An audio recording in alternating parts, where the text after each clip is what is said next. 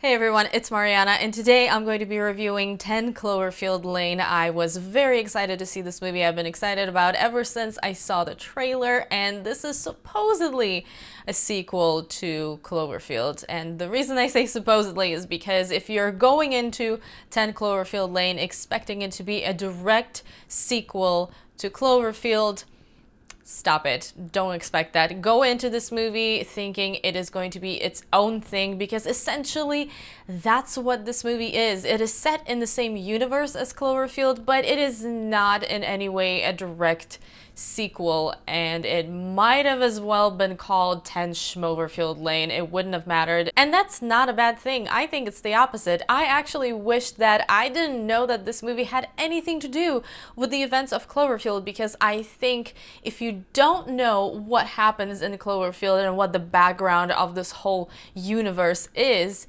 your suspense level will be even higher watching this film. So here's the premise of 10 Cloverfield Lane. We have Michelle, played by Mary Elizabeth Winstead, who wakes up in this strange underground bunker after surviving a car crash. The bunker belongs to Howard, played by John Goodman, and he tells Michelle that he rescued her from the car crash, but that she cannot leave because the air outside is toxic after an attack.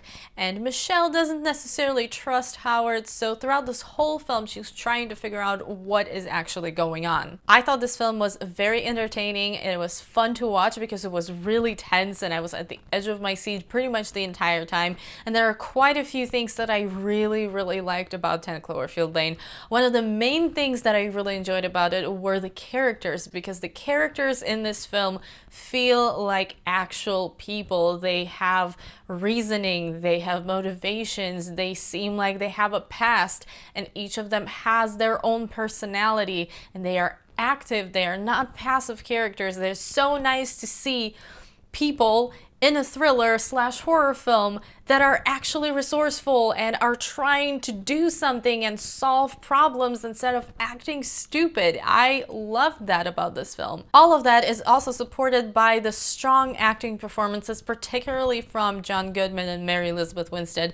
John Goodman as Howard is just at his best in this film because he really keeps you guessing. You really don't know what his deal is. He can be quirky, he can be funny, he can be scary, he can be just straight out weird, and you really want to know what is going on inside of this guy's head, and John Goodman embodies the character perfectly.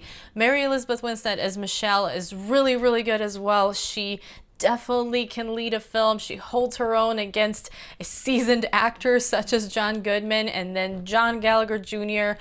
also matches them really well. He brings something else to the film. He's kind of a warmer presence. He's kind of a calmer presence. All three of them bring something to this film and definitely make you care about their characters, which is once again great to see in a thriller slash horror film. I think this really is something that sets 10 Cloverfield Lane apart from the similar movies that have come out recently in the similar genre, because this movie does not rely on special effects or on any kind of elaborate scares. It builds tension and it pays attention to characters and makes you care about what's going on rather than just being a cheap thrill ride, and I loved seeing that in this movie. I did feel like the final act could have been a little bit stronger. It wasn't bad in any way, don't get me wrong. I'm just trying to be as vague about it as possible, but I thought the final standoff, so to speak, could have been just something extra, because everything until then was great, and then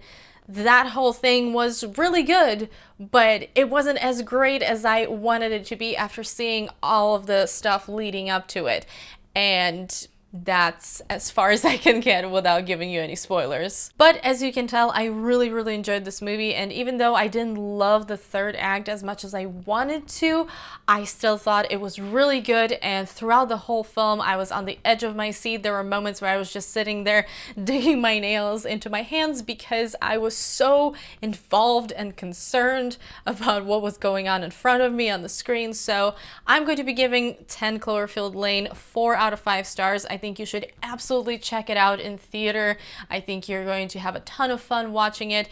If you haven't seen the original Cloverfield, don't worry about it. It's probably even better for you. Personally, I enjoy the original Cloverfield, but I definitely like this movie better, and I'm pretty sure I'm going to be buying it on Blu-ray and watching it again at some point. That's it for my review of 10 Cloverfield Lane. Let me know if you guys have seen this movie already, and what did you think about it?